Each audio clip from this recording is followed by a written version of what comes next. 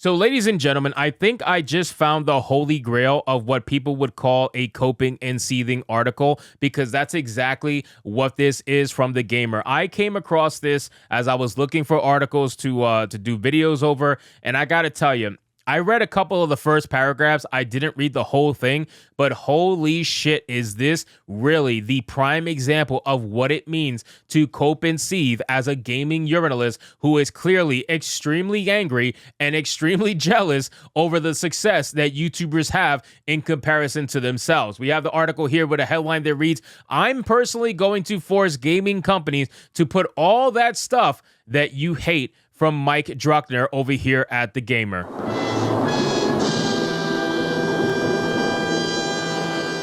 Are you retarded?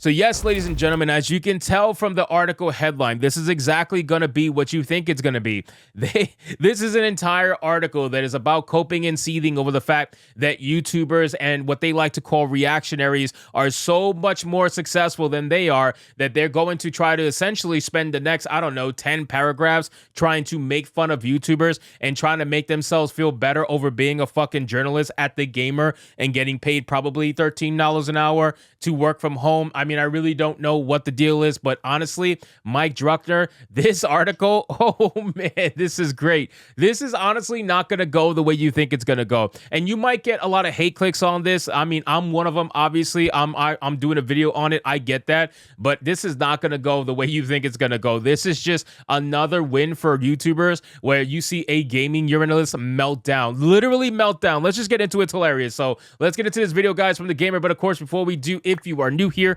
just consider hitting that subscribe button. I would greatly appreciate it, and like the video to push us out into that YouTube algorithm. So let's look at the headlights here. I'm sorry, the highlights. You're right. Games are changing, and it's all because of me. I'm the one personally forcing developers to make all the games woke. They're terrified of me, but they have to give in to my every demand. Obviously, this entire fucking article is one big massive troll, and you're going to see that very clearly. I heard you're not too happy with games lately. You've been let down by decisions by video game developers that you find outrageous. Assassin's Creed has been ruined for you because of a historical figure you weren't expecting. Paper Mario clarified that, yes, that is in fact a trans character. And worst of all, the new Perfect Dark trailer features a camera shot of a woman taken from below rather than above. Now, let's just break this down really quick. Number one, historical figure of Yasuke. Yeah, I'm sure it's very historical that they were having rap music in feudal Japan at the time. Super historical. Thanks for pointing that out. Also, with Paper Mario's character being trans, actually, if you look at the original, and I mean super original, I'm not talking about the original that came in the United States that was translated. I'm talking about the original game in Japan from many years ago. You would realize they called him a femboy, essentially a cross-dresser. Like, he actually was a boy that dressed like a woman, but that doesn't make him a trans character. You guys are just completely culturally insensitive to the fact that cross-dressers and femboy and orokonokos are a thing in Japan. But hey, that's a whole nother thing. And then worst of all, a new Perfect Dark trailer features a camera shot of a woman taken from below rather than above. Well, that's obviously bullshit. You mean to tell me that taking a photo from below someone is going to make them suddenly become, a linebacker for the NFL and have a man jaw that's wider than my own? Yeah, I don't necessarily believe that, especially when the pictures from the top, right? Because they have pictures from the top and pictures from below, and both of them showcase a man jaw. So again, you're completely retarded, but we all know that. It's a nightmare out there. Up is down, red is blue. You just want the crazy train to stop, and that's too bad, because I'm personally going to force game companies to put in all the stuff you hate. Again, man, coping and seething. No, I'm not a consulting company. I'm not associated with one either. According to YouTubers, that only use massive fonts. Consulting companies are the most powerful force on earth, filled with evil teens who have the ability, the power, and the right to change any aspect of any game they want immediately. But that won't stop me. I may be alone, but I'm going to call up every game company and make sure that they add those things that make your face red while you sit in your little Speed Racer gaming chair. Wow. This man is coping and seething extremely, ladies and gentlemen. I mean, they have a clear image of what a YouTuber is, especially a gaming YouTuber or commentary YouTuber. They have an image in their mind of what it is, especially since they said the little Speed Racer gaming chair. That's pretty good. That's pretty good. That's pretty good coping and seething, I gotta imagine. This man is so angry that he even studied the way that YouTubers make their video titles. That is incredible. The titles, what they sit in, how they act, what they wear practically. I mean, it is amazing.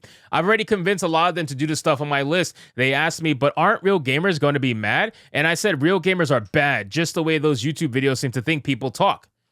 I mean, it's not even about thinking people talk. We literally see people like Alyssa Mercante openly say shit like that. So, yeah, I really don't know why you think this is still a conspiracy theory. Do you guys not pay attention to each other? Is that what it is? Do you not even listen to each other? You're so busy virtue signaling, trying to pretend like you're morally superior on Twitter with your friends. But do you actually listen to each other, or you just quote tweet each other because you know whatever you quote tweet is going to be safe and it's already been, checked out, I should say. Like, I don't think you guys actually listen to what each other say, because if you did, you would realize that what you just said is complete nonsense, because there are people on your side. They're openly attacking gamers left and right every chance they get. They say certain things about people. You yourself are doing the exact same thing in this troll article.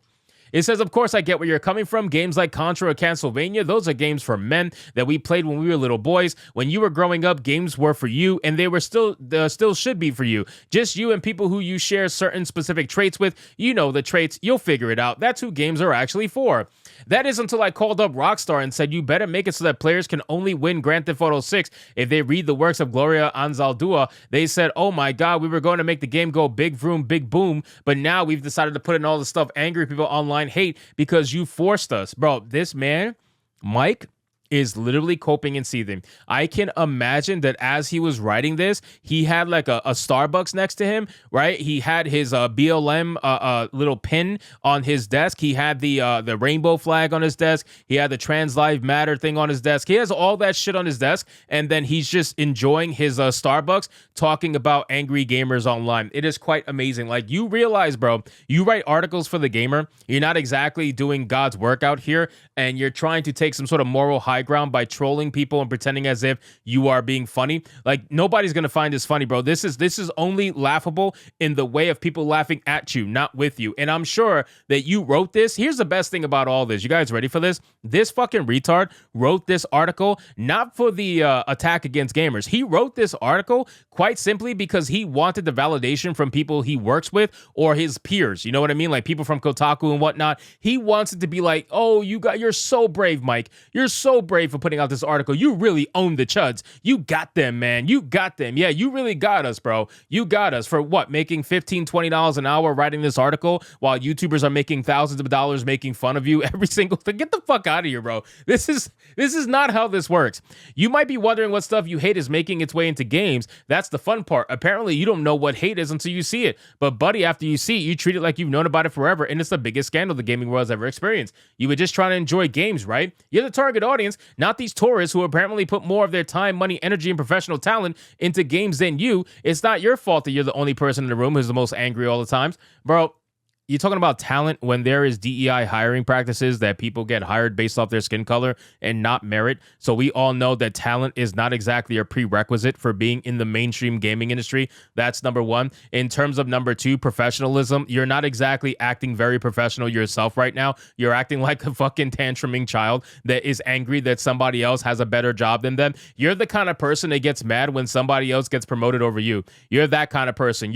You're so filled with envy, it's ridiculous. Envy is a hell of a drug. It's worse than heroin, and you are experiencing it tenfold. You are out here saying it should be me. That's what this entire article translates to. It should be me. That's how you're feeling. You're feeling that the YouTubers who are way more successful than you are just like, that it should be you. Like, you should have that success. You should have people supporting you. You should have people super chatting you. You should have people doing memberships for you. You should have people out there watching your videos and whatnot. You feel like it should be you.